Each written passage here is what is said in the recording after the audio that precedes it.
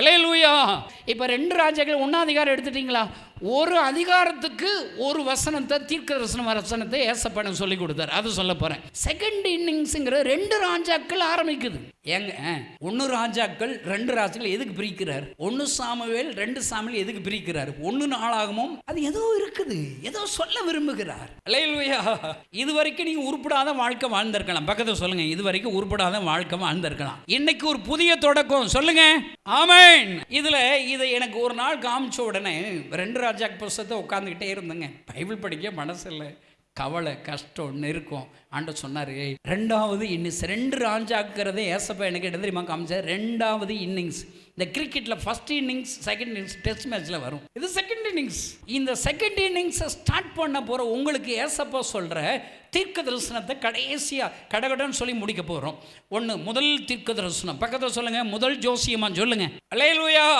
ஆமாம், 15வது வசனத்தை எல்லாரும் சேர்ந்து வாசிக்கணும் சத்தமாக. நான் 1 2 3 4 சொன்னோடனே வாசிக்க ஆரம்பிச்சிட வேண்டியது. பைபிள் எடுங்க, எல்லாரும் பைபிள் அப்படி தூக்கி காமிங்க பார்க்கலாம். பைபிள் முதல்ல கொண்டு வந்திருக்கீங்களா? செல்ஃபோனுக்கு கூட கொண்டு வந்துட்டீங்களா? இன்னைக்கு காலையில் எந்திரிச்சோடனே 2 அதிகாரம் பைபிள் வாசித்தேன் அப்படிங்கிறவங்க பொய் சொல்லாமல் இதுக்கும். பொய் சொன்னால் செத்து போயிடுவோம். உங்களுக்கு என்ன தெரியாதா? அனனியா சப்பிரால் செத்து போயிட்டாங்க. உங்களுக்கு என்ன தெரியாதா? இன்னைக்கு காலையில் எந்திரிச்சோடனே 2 அதிகாரம் பைபிள் வாசித்தேங்கிறவங்க கை தூக்குங்க. வா, ஒரு நிம்மதியாக இருக்குங்க. ஏன்னா நிறைய பேர் வாசிக்கல. பைபிளில் ஒரு தாளந்து உள்ளவன் சும்மா வச்சுருக்கிறான். சும்மா வச்சு திருப்பி கொடுத்துருவான். உபச்சாரம் பண்ணல, வேசித்தனம் பண்ணல, பொய் சொல்லல. அவன் பரலோகத்துக்கு போனானா நரகத்துக்கு போனானா? நரகம் தானே. அப்போ நீங்கள் பைபிளை சும்மா வச்சுருந்தா நரகத்தான் போவீங்க. ஒழுங்காக என்ன செய்யுங்க? ஒழுங்காக இன்னையிலேருந்து ரூல் ஃபார்ம் ஆகுது. பக்கத்தில் சொல்லுங்கள், இன்னையிலேருந்து ஒரு ரூல் ஃபார்ம் ஆகுதான். சொல்லுங்கள், செகண்ட் இன்னிங்ஸ் ரூல் என்ன? 2 அதிகாரம் நீ என்னைக்கு வாசிக்கலையோ அன்னைக்கு 300 ரூபா எனக்கு ஜிபே பண்ணிடணும். கை தட்டுங்களேன். அப்போ நீங்கள் வாசித்துருவீங்கன்னு நினைக்கிறேன். என்ன பாருங்க, இப்போ நான் 1 2 3 4 சொன்ன உடனே சத்தம் வாசிக்கிறேன். 15வது வசனம், முதல் தீர்க்க தரிசனம். 15வது வசனம். இதில் எது தீர்க்க தரிசனம் வார்த்தைங்கிறீங்க? பயப்படாதே. இது வரைக்கும் பயந்து தொலைஞ்சிட்டீங்க. இன்னையிலிருந்து புதிய ஒரு வாழ்க்கை தொடங்க போகிறார். ஆண்டவர் சொல்றாரு, நீ பயப்படாத. உன் தொழிலை குறித்து பயப்படாத. உன் பிள்ளைகள் எதிர்காலத்தை குறித்து நீ பயப்படாதீங்க. ஐயோ எனக்கு வியாதி வந்துருச்சு, வியாதி வந்துருச்சு, செத்து போயிடுவானு பயப்படாத. பயப்படாத. அவர் சித்தம் இல்லாமல் வியாதி வருமா? மோசஸ்ட அவன் ஊழியம் செய்கிறதுக்கு பயப்படுறான். 4 அதிகாரத்தை பயப்படுறான். ஐயோ என்ன எல்லாம் யாரும் நம்ப மாட்டாங்க, தரிசனமாகவில்லை, எல்லாம் குறை சொல்லுவாங்க. அவன்கிட்ட சொல்கிறார், கை நீட்ட சொல்ல, எல்லாம் வலது கை நீட்டுங்க. இப்போ என்ன இப்படி நீட்டுங்க, வலது கை நீட்டுங்க. இப்போ மோசஸ்க்கு என்ன வியாதி வந்துருச்சு? ஒத்த நிமிஷத்தில் வியாதி வர வைக்க முடியும். ஒரே நிமிஷத்தில் வியாதியை சுகப்படுத்த முடியும். அதான் மோசஸ் வாழ்க்கையில் செகண்ட் இன்னிங்ஸ். இப்படி எல்லாம் பேசி அவனை பழக்க வைத்து லட்சங்களுக்கு ஆசீர்வாதமாக ஆண்டு மாற்றுகிறார். கைகளை தட்டி ஆண்டவரை சோதரம் பண்ணுங்க. அல்லேலூயா. ஆண்டவர் சொல்கிறாரு, பயப்படாத உன் எதிர்காலத்தை குறித்து. இவன் எலியாவுக்கு சொல்கிறாருங்க. எலியா மூலிமா எம்பிட்டு அற்புதம் செஞ்சார். இந்த பயந்தாடியாக இருக்கான். நீங்கள் அந்த அதிகாரத்தை 9ஆம் வசனத்தை பார்த்தீங்கன்னா 50 பேரை ராஜா அனுப்பி விட்றாரு. வந்தோடனே பயந்து ஐயோ நம்மளை தூக்கிட்டு போக சிறை பிடிக்க வந்திருக்கேன் நினச்சிட்டு இவன் என்ன தெரியுமா ஜோம் பண்ணுறான்? ஏன்னா இவன் எல்லாரும் அக்கினால் எரிப்பார்களாங்கன்ட்டான். எரிச்சிட்டான். இவன் சொன்ன உடனே எரிஞ்சிட்டாங்க, செத்தே போயிட்டாங்க 50 பேர். 2வது 50 பேர் ராஜா அனுப்புகிறான். ஐயோ மறுபடியும் வந்துட்டாங்க, எரிச்சிட்டான். என்ன சொன்னாலும் கேட்பாருங்க. பக்கத்தில் சொன்ன நீ என்ன சொன்னாலும் கேட்பாரு. சொல்லுங்க அல்லேலூயா. இவன் 3வது வரும்போது அவங்க பூரா பயந்து நடுங்கிட்டான். ஐயா தேவ மனுஷனே எங்களை எரிச்சு போடாத ஐயா. அப்போ ஆண்டவர் சொல்லாரு, டேய் பயப்படாதரா, ஒன்று போ, நீ போ, பயப்படாது. மார்க்கு 4 அதிகாரத்தை 40ஆம் வசனத்தில் வாசி பார்த்தீங்கன்னா அவர் சொல்கிறார், ஏன் இப்படி பயப்பட்டீர்கள்? ஏன் உங்களுக்கு விசுவாசம் இல்லாமல் போயிற்று? ஆண்டவர் இந்த முதல் வார்த்தைகள் இங்கே இருக்கிற அநேகரோடு கூட பேசுகிறார். நீ நம்பிக்கை இழந்துட்ட. இனி இந்த அற்புதம் நடக்காதுன்னு நினைக்கிறியா? குழந்தை பிறக்காதுன்னு நினைக்கிறியா? ஐயோ 11 வருஷம் ஆச்சு பிரதர் கல்யாணம் ஆகி. யார் இருக்கீங்கன்னு தெரில எனக்கு. 13 வருஷம் ஆச்சு பிரதர், 7 வருஷம் ஆச்சு பிரதர். எத்தனை வருஷம் ஆகட்டும். என் பைபிளில் என்ன தெரியுமா விட்டுருக்கு? 100 வயதான ஆபிரகாமிற்கு குழந்தை பாக்கியத்தை கொடுக்கிறார். கை தட்டுங்க. 100 வயசாகலையில் உனக்கு. எனக்கு தெரிஞ்ச ஒருத்தர் ஆறுதல்னு ஒரு அங்கிள் இருக்கார். அவருக்கு 67 வயசு, அந்த ஆண்டிக்கு 64 வயசு. 47 வயசில் குழந்தை இல்லைன்ட்டு ஒரு குழந்தைய தத்தெடுத்து வளர்க்க ஆரம்பிச்சிருக்கிறாங்க. ஒரு கல்யாண வீட்டில் சொந்தக்காரங்க விஷம் வச்சு கொண்டு விட்டாங்களாம். சொத்து போயிருமேன்ட்டு, கோடிக்கணக்கான சொத்து இருக்கிறதுனால இனிமேல் நம்ம குழந்தையே வேண்டான்னு முடிவு பண்ணிட்டார் ஆறுதல் அங்கிள். திடீர்னு 64 வயசு அந்த ஆண்டிக்கு ஏதோ வயிறு வலின்னு டாக்டரை பார்க்க போனால் ஒரு ஆண் குழந்தை பெற்று விட்டு கை தட்டுங்களேன். பக்கத்தில் சொல்லுங்கள், ஏசுனாரி இன்னும் அற்புதம் செய்கிறாரான்னு சொல்லுங்கள். அல்லேலூயா. நான் சொல்கிறேங்க, நீ உன் மூளையை குப்பையில் போட வேண்டிதான், உன் மனசு மூளையை குப்பையில் வேண்டிதான். ஐயோ இப்படி ஆயிடுச்சு, இந்த வியாதி வந்துருச்சு, கட்டி வந்துருச்சு, வந்த அண்ணன் கேன்சர் கட்டின்ட்ட சொன்னால் என்ன? ஏசப்பாவுக்கு தலைவலி ஒன்று தான், காய்ச்சல் ஒன்று தான், கேன்சர் ஒன்று தான். ஆண்டவர் கூட இருக்கிறாருங்க. அல்லேலூயா. நீங்கள் பயம் வருதா? நான் உங்களுக்கு சொல்லி கொடுத்துறேன். கர்த்தரையின் வலது பார்சத்தில் வலது பக்கத்தில் ஏசப்பா இருக்க நம்புங்க, நம்பி தொலைங்கன்னு சொல்லுவேன். உங்கள்கிட்ட சொல்ல முடியல பாருங்க, நீங்கள் சண்டைக்கு வந்துடக்கூடாது. பயம் வருதா? வலது பக்கம் பாருங்கள், எல்லாம் ரைட் சைட் பாருங்கள், வேமா பாருங்கள், ஏசப்பா சொல்லுங்கள், என் கூட இருக்கீங்களே. சொல்லிக்கிட்டே இருப்பேங்க. இந்த ஒரு வசனத்தின் மூலிமா இவ்வளோ பெரிய ஊழியக்காரன் தலைவன் உருவாகியிருக்கிறேன். எனக்கு எதனாலும் அப்பாவை பார்ப்பேன், ஏசப்பா கூட இருக்கீங்களா, அவ்வளோதாங்க. அற்புதம் செஞ்சிருவாருங்க. காசே இல்லாமல் ஹோட்டலில் போயிருக்கிறேன், 40 பேர் சேர்ந்து என் பிள்ளைங்களாம் கூப்பிட்டுட்டு போயிருக்கிறேன். காசு இருக்காது, ஏசப்பா கூட இருக்கீங்களா. அந்த சாப்பிட்டு முடிக்கக்குள்ளே எனக்கு உள்ள பிள்ளையும் கொடுத்து கையில் 2000 ரூபா செலவு கொடுத்துருக்குறான். கை தட்டுங்களேன். நம்பிக்கைங்க. ஏசப்பா உயிரோடு தான் இருக்கிறார். ஆண்டவர் இன்றைக்கு சொல்லுகிறார், இந்த 2வது இன்னொரு வாழ்க்கை தொடங்குற என் மகனே மகளே உனக்கு சொல்லுங்க, நீ பயப்படாத என்று கர்த்தர் சொல்லுகிறார். 2வது தீர்க்கதரிசனம். எல்லாம் 2வது அதிகாரத்துக்கு வாங்க. நான் சொல்கிற வசனத்தை என் கூட சேர்ந்து வாசிக்கிறீங்களா? 9வது வசனம், 2வது அதிகாரம் 9வது வசனம் என் கூட சேர்ந்து வாசிக்கிறீங்களா? நான் சொல்கிறேங்க, வாயின் வார்த்தைகளில் பேசணும், பேசுகிறதுல தாங்க வெள்ளமே. எல்லாம் எடுங்க, 9வது வசனம் எடுங்க. ஏசப்பா 2வது தீர்க்கதரிசன வார்த்தை உங்கள் எல்லாருக்கும் என்ன தெரியுமா? உங்களுக்கு இருக்கிற ஆசீர்வாதம் ரெட்டிப்பாக கிடைக்க போகுது. கை தட்டுங்களேன்.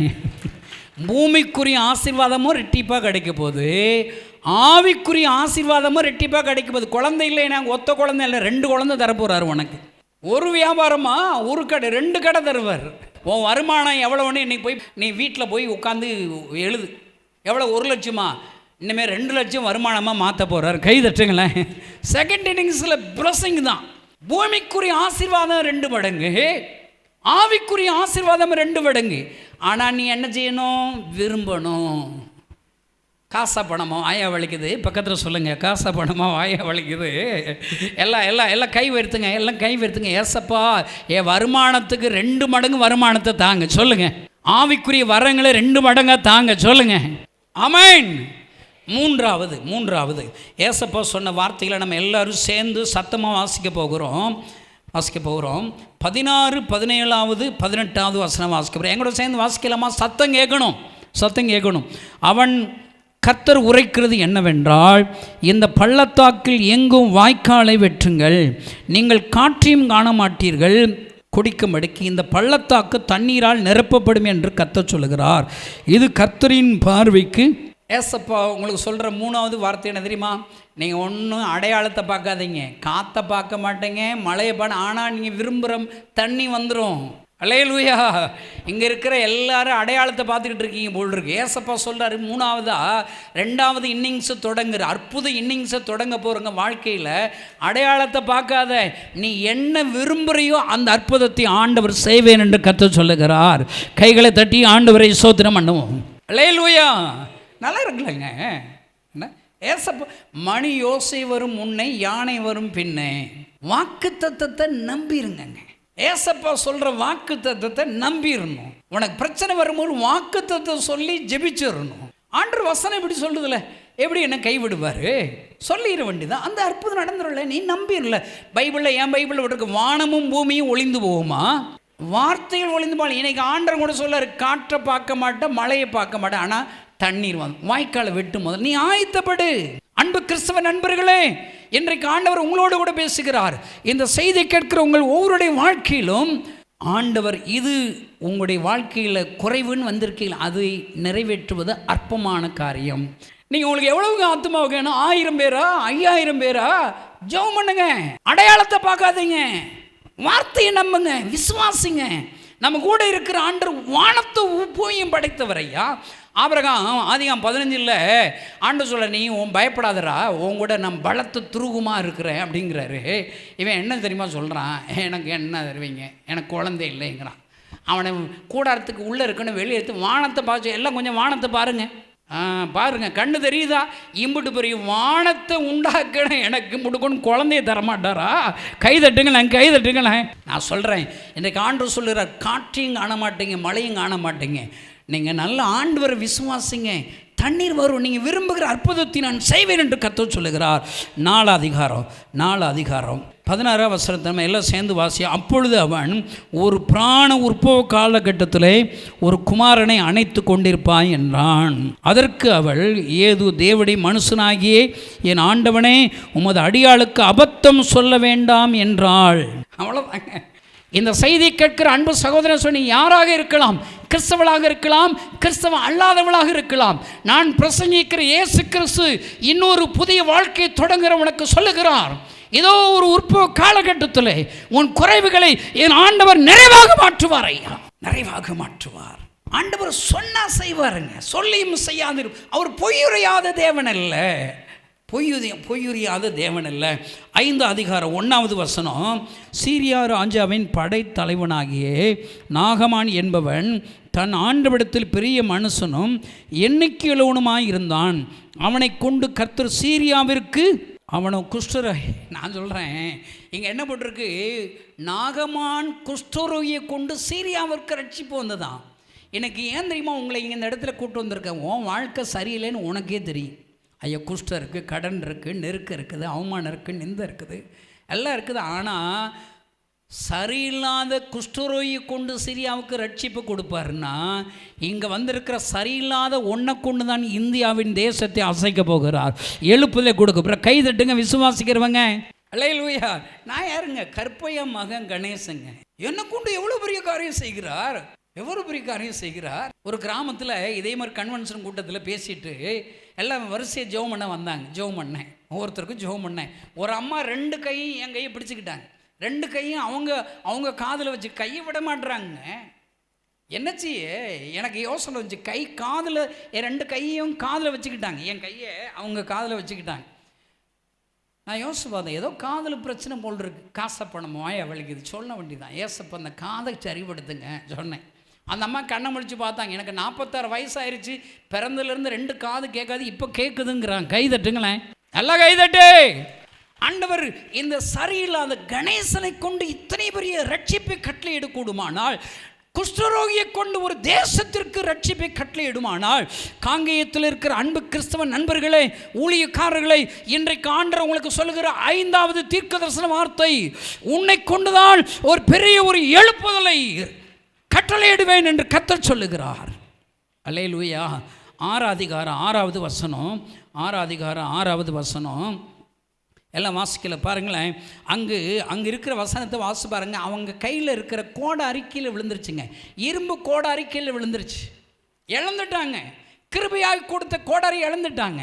அவங்க எங்கள் வீடு நெருக்கமாக இருக்குது, நாங்கள் விசாலமான ஒரு வீடு கட்டணும்னு சொல்லி தேவ மனுஷனிடத்தில் ஆண்டவரிடத்தில் முறையிடுகிறாங்க. ஆண்டவர் ஜெபத்திற்கு பதில் கொடுக்கிறார். அன்பு கிறிஸ்தவ நண்பர்களே, எப்படிப்பட்ட நெருக்கத்தோடு இந்த வார்த்தைகளை கேட்டுக்கொண்டு இருக்கிறீர்களா? இன்றைக்கு என்னோடு கூட சேர்ந்து ஜெபிக்க போகிறீர்களா? இன்றைக்கு நீங்கள் ஜெபிக்கிற ஜெபத்தை கேட்டு ஒரு அற்புதம் செய்வேன் என்று கர்த்தர் சொல்லுகிறார். அல்லேலூயா. அவங்களுக்கு உனக்கு பெரிய விசாலமான வீடு கட்டிக்கோன்னு சொல்லி அவங்க மரத்தை வெட்ட போகிறாங்க. வீடு கட்டுறதுக்கு கிருபையாக ஒரு கோடரியை கொடுக்குறாங்க. அது ஒரே இதை வெட்டணும் இல்லைங்க, பெராக் பார்க்கக்கூடாது. பக்கத்து சொல்லுங்கள், பெராக் பார்க்க தொலையாது சொல்லுங்கள். உன் கோல் என்னவா செய்யணும்ல, இங்கே கோடாரி வெடிச்சா இங்கேயும் வெட்டணும்ல, இங்கே ஒரு வெட்டு, இங்கே ஒரு வெட்டு, இங்கே ஒரு வெட்டு, இங்கே ஒரு வெட்டு, இப்படியா வெட்டுறது? அல்லேலூயா. வெட்டிக்கிட்டே இருக்கிறான். திடீர்னு அங்கங்கே பார்த்த உடனே கோடாரி கீழே விழுந்துருச்சு, இழந்துட்டான். எனக்கு ஏசப்பா எனக்கு சொல்கிற தீர்க்கதரிசன வார்த்தை, இங்கே இருக்கிற நிறைய பேர் பரிசுத்தத்தை இழந்து வர்றீங்க, வரங்களை இழந்துட்டீங்க, வல்லமைகளை இழந்துட்டீங்க, சொப்பனங்களை தரிசனங்களை இழந்துட்டீங்க, கிருபையுள்ள வார்த்தைகளை இழந்துட்டீங்க, தாளந்துகளை இழந்துட்டீங்களா, பணத்தை இழந்துட்டீங்களா? இன்னைக்கு உங்களுக்கு சொல்கிற தீர்க்கதரிசனம் 6வது தீர்க்கதரிசன வார்த்தை என்ன தெரியுமா? அந்த இழந்த 2 ராஜ்யங்கள் 6ஆம் அதிகாரத்தில் இருக்கிற தேவ மனுஷன் இழந்ததை முறையிடுகிறான். ஆண்டவர் செய்கிற அற்புதம் என்ன? அந்த இழந்த முங்கின கோடாரி எந்த இடத்துலப்பா விழுந்த? எந்த இடத்துல? இங்கே தான் விழுந்தேன். அதை சொன்னவுடன் அந்த தேவ மனிதனுடைய முயற்சியினால் கோணாரி தண்ணீரில் மிதக்கிறது. எனக்கு ஏசப்பா உங்கள் கூட்டத்தில் இருக்கிறவங்க எல்லாருக்கும் சொல்கிற வார்த்தை என்ன தெரியுமா? நீ என்னங்க இழந்தங்க, நீ நினைக்கிற இழந்தது இனிமேல் திரும்ப வராதுன்னு நினைக்க இல்லைங்க, இரும்பு கோடாரி தண்ணீரில் மிதக்க வைப்பாருன்னா இன்றைக்கு ஆண்டவர் சொல்ல, நீ இழந்தவைகள் எல்லாவற்றையும் திருப்பிக் கொள்வா என்று கர்த்தர் சொல்லுகிறார். அல்லேலூயா. எனக்கு ஏசப்பா ரொம்ப பிடிக்குங்க. ஏன் தெரியுமாங்க, நானும் என்னுடைய ஊழியம் ஆரம்ப காலங்களில் பரிசுத்தத்தை இழந்துட்டேங்க. நான் நல்லவனா கிடையாதுங்க. நான் ஒரு புஸ்தகம் எழுதுகிறேங்க. அந்த புஸ்தகத்துடைய பேர் என்ன தெரியுமாங்க? கணேசன் கன்ஃபஷன்ஸ். பாவ அறிக்கைகள் எழுதிக்கிட்டே இருக்கேன், கட்டாயம் வெளியிடுவேன். இந்த புஸ்தகம் எதுக்கு தெரியுமா எழுதுகிறேன்? இப்படிப்பட்ட பாவியை, விழுந்து போன பாவியை, பாவம் செய்த பாவியை, ஆண்டவரை மறுதலித்த பாவியை ஆண்டவரிடத்தில் வந்தேன். நான் செய்த பாவங்களை அறிக்கையிட்டேன். பாவம் உள்ளதை உள்ளதென்று இயேசுவிடத்தில் நான் சொன்னேன். என்னை என் ஆண்டவர், என் அப்பன் இயேசு கிறிஸ்து என்னை மன்னித்தார். என் பாவத்தை மறந்து இத்தனை லட்சங்களுக்கு வரங்களோடு வல்லமைகளோடு என்னை பயன்படுத்துகிறார். கைதட்டுங்களேன். நான் சொல்கிறேன், அன்பு கிறிஸ்தவனை, நீ இழந்து விட்டாயா? உன்னிடத்தில் ஆண்டு எதிர்பார்க்க நீ எங்கே இழந்த? எந்த நபரிடத்தில் உன் பரிசுத்தத்தை இழந்த? நீ உள்ளதுன்னு சொல்லுப்பா. நான் ஒரு முறை, நம்மளால் பரிசுத்தமாக இருக்க முடியல, பரிசுத்தம் உள்ள வேதாந்தத்தை தொடக்கூடாது, அருகிறது கிடையாது. பரிசுத்தமுள்ள இயேசுவேனும் பேர் சொல்ல அருகிறது கிடையாது. ஜோம் பண்ணுறதை விட்டுட்டேன், பைபிள் வாசிக்கிறதை விட்டுட்டேன். நல்லா கவனிங்க. ஒரு நாள் ஆச்சு, 2 நாள் ஆச்சு, 3ஆவது நாள் என்னால் இருக்க முடியலைங்க. கிறிஸ்தவ வாழ்க்கைங்கிறது என்ன தெரியுமாங்க? தொட்டியில் மீன் வளர்த்து பார்த்துருக்கீங்களா? அந்த தொட்டியில் வளர்கிற மீனை கீழே எடுத்து போடுங்க, எவ்வளோ துடி துடிக்குமோ அதாங்க கிறிஸ்தவ வாழ்க்கை. 3 நாள் என்னால் இருக்க முடியலைங்க, பைபிள் வாசிக்காமல் ஜெபிக்க முடியாமல். அன்பு கிறிஸ்தவனே, உன்னோடு கூட பேசுகிறார். அன்பு சகோதரி, பல மாதங்களாக என் ஆண்டவரை விட்டு தூரமாக நிற்கிறாய். ஜெபிப்பதற்கு உனக்கு மனதில்லை.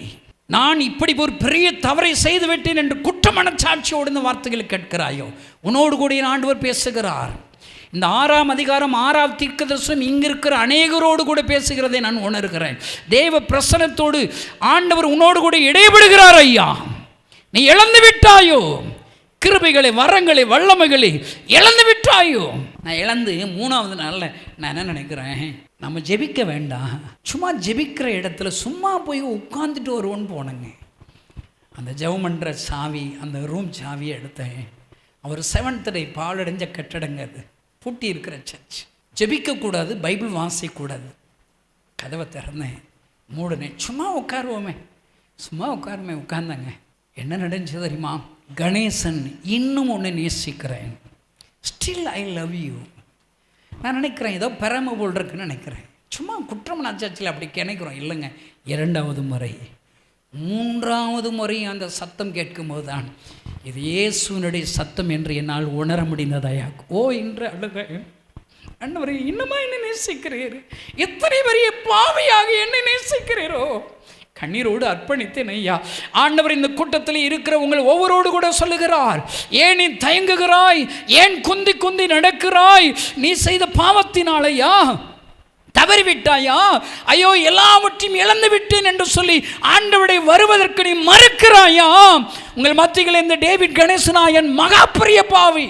இவனை இத்தனை ஊழியர்களுக்கு ஒரு தலைவனாக பயன்படுத்த முடியுமானால் என்னை கொண்டு ஊமையினை பேச வைக்கிறார் ஐயா, செவிடர்களை கேட்க வைக்கிறார் ஐயா, சாக கடந்தவர்களை உயிரோடு கூட எழுப்புகிறார்.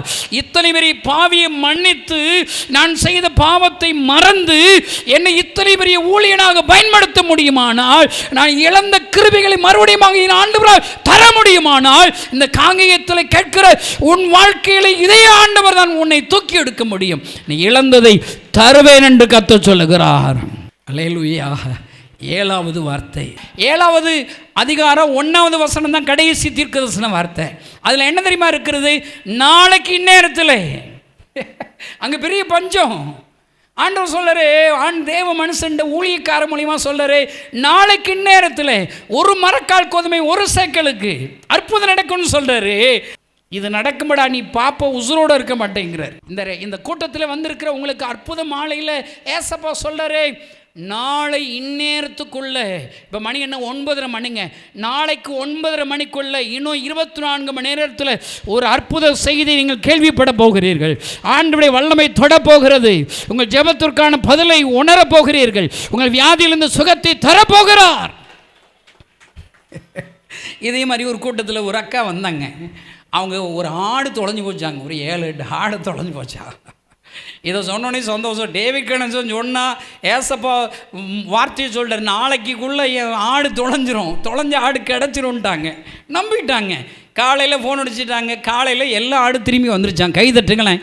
தொலைஞ்ச ஆடு வரமாங்க. அவங்க அப்போ தான் சொல்கிறாங்க 7 ஆடு தொலைஞ்ச பட்சத்தில் அதில் ஒரு ஆடு விஎம்மும் மூலித்துக்குண்டாங்க. எனக்கு சந்தோஷம். ஒரு ஆடு 10,000 ரூபா இருக்குல்லங்க, ஒரு வேன் ஆயிடுச்சு இல்லைங்க. நான் சொல்கிறேங்க, நாளை இந்நேரத்தில் அற்புத வார்த்தை இல்லைங்க. ஐயா 30 வருஷமாக நான் பிரசங்கம் பண்ணுறேங்க. நான் பேசினேன், ஒரு வார்த்தை கூட கீழே விழுந்துதான் எனக்கு ஞாபகம் இல்லைங்க. சும்மா விளையாட்டாக ஜோம் பண்ணுறேங்க. எனக்கு ஏசப்பா நான் நம்புகிறேங்க. கணேசன் தாங்க. ஏன் தெரியுமா நம்புகிறேன்? எங்கள் ஊருக்கு வர்ற கிறிஸ்தவங்களை அருவாளத்துக்கு வெட்ட போயிடுவாங்க. துன்மா இருக்கேன். டாக்டர் சொன்னார் 6 மாதத்தில் செத்து போயிடுவேன்னு சொல்லிட்டார். மரண தேதி முன்குறிச்சாச்சு. கடவுள் தான் காப்பாற்ற முடியும்னு சொல்லிட்டாங்க டாக்டர். கடவுளை தேடினேன். ஏறி இறங்காத இடமே இல்லைங்க. யாரோ ஒருவர் என்னை அன்பாக தொடுவதை என்னால் உணர முடிந்தது. ஐயா சந்தோஷம். ஒரு வல்லமை. அன்றைக்கி நல்ல தூக்கம் வருது. ஒரு பலன் என்னால் உணர முடிகிறது. 5 வாரம் சர்ச்சு போனாங்க. 5 நிமிஷம் ஏசப்பாட்ட பேசுனங்க.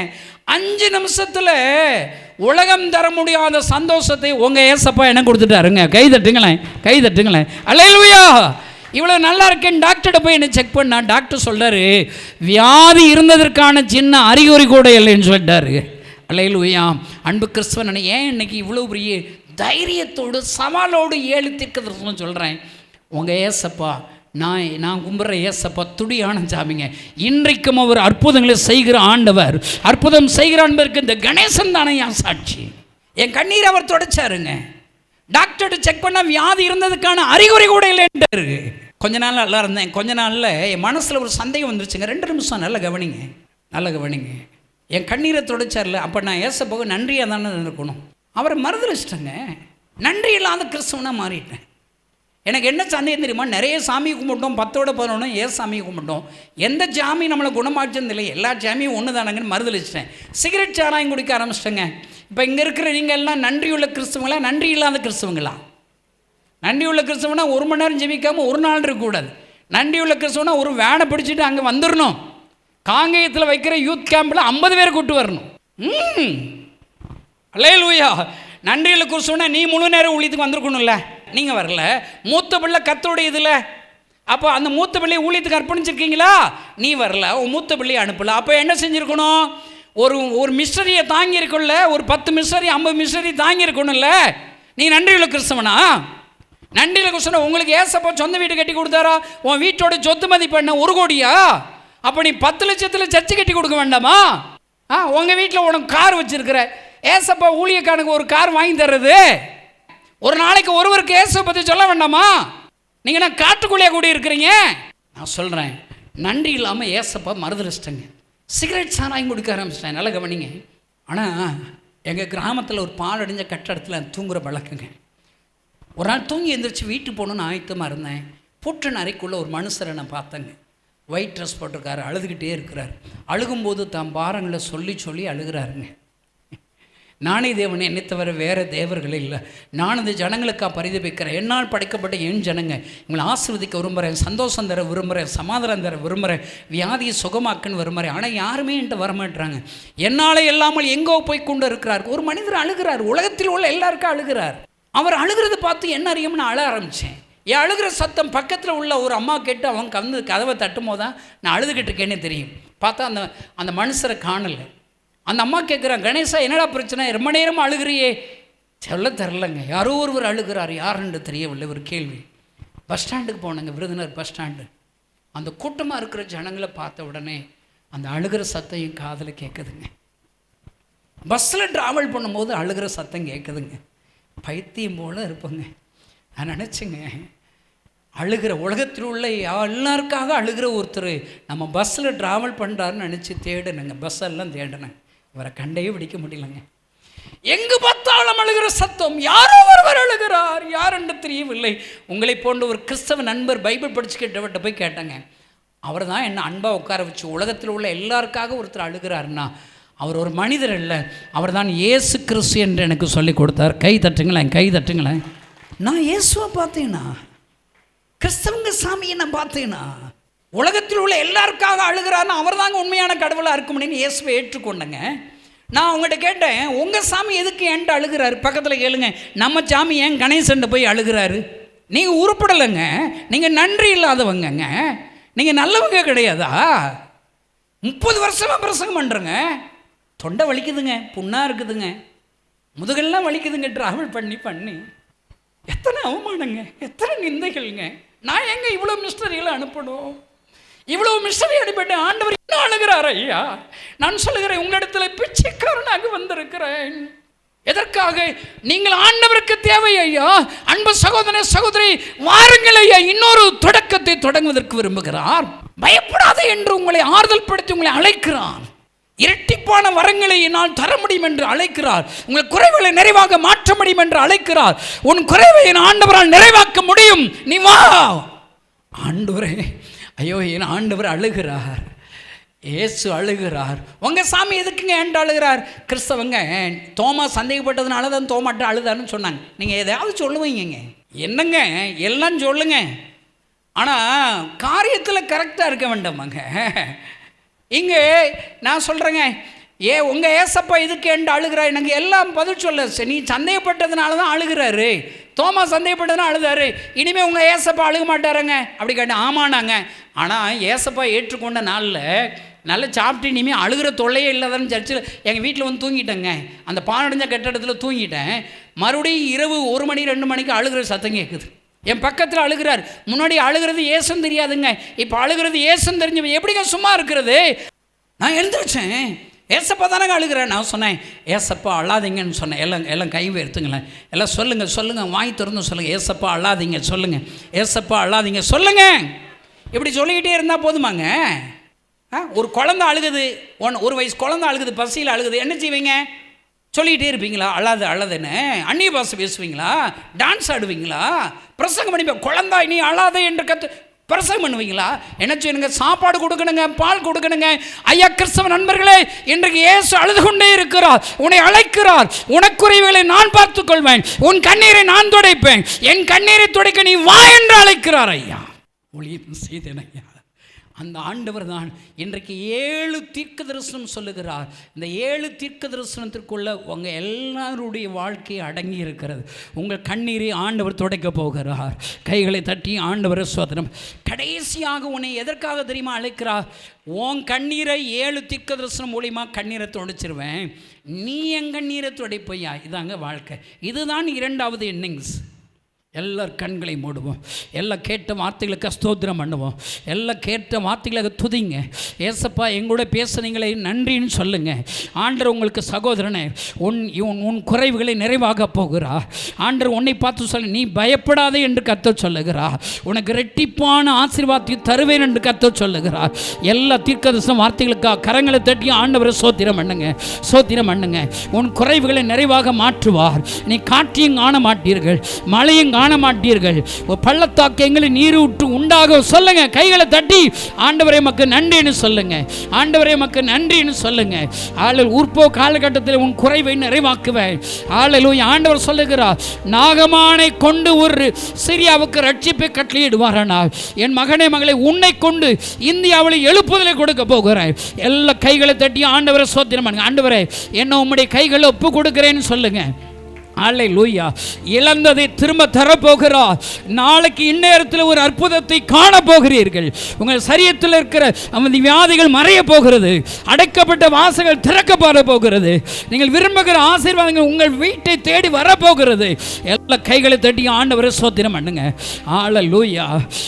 உன் கண்ணீரை நான் துடைப்பேன் என்று கர்த்தர் சொல்லுகிறார். அல்லேலூயா. நீங்கள் இப்பொழுது செய்ய போகிற பொருத்தனை என்ன தெரியுமா? ஏசப்பா என் கண்ணீரை துடைக்கும்படி 7 வசனம் சொல்லிட்டுங்க, 7 தீர்க்கதரிசனம் சொல்லிட்டுங்க. நான் இனிமேல் உங்கள் கண்ணீரை துடைக்க போகிறேன். ஏசப்பா உங்கள் கண்ணீரை துடைக்க போகிறேன். அப்பா இவ்வளவு தியாகத்தோடு இவ்வளோ நேரம் உடைய வார்த்தைகளை கேட்க வந்திருக்காங்களே, அற்புதம் ஆலையில் எனக்கு அற்புதம் வேணும்னு உம்மை நம்பி வந்திருக்காங்களே இவங்க. ஆண்டவரை உம்மை நம்பி வந்திருக்கிற இவங்க உமக்காக தங்களை ஒப்பு கொடுத்துருக்காங்க. இன்னொரு வாழ்க்கை வாழும்படி ஒப்பு கொடுத்துருக்காங்க. உமக்காக செயல்படும்படி ஒப்பு கொடுத்துருக்காங்க. எழுப்புதலுக்கு இவருடைய பங்களிப்பு கொடுப்பேன் என்று ஒப்பு கொடுத்துருக்குறாங்க. ஆண்டவரை இவங்க ஒவ்வொருவருக்காக ஜெபிக்கிறேன். ஏசப்பா அழாதீங்க நான் இருக்கிறேன்னு ஒப்பு கொடுத்துருக்குறாங்க. ஆண்டவரை உங்கள் கண்ணீரை துடைக்கும்படி ஒப்பு கொடுத்தபடியா இவங்க கண்ணீரை துடைங்கப்பா.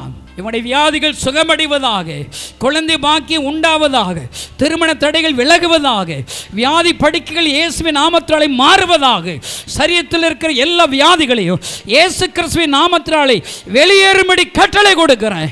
வெளியேறும்படி கட்டளை கொடுக்கிறேன். இப்பொழுது நம்முடைய கரம் தொடுவதாக, நம்முடைய கரம் தொடுவதாக.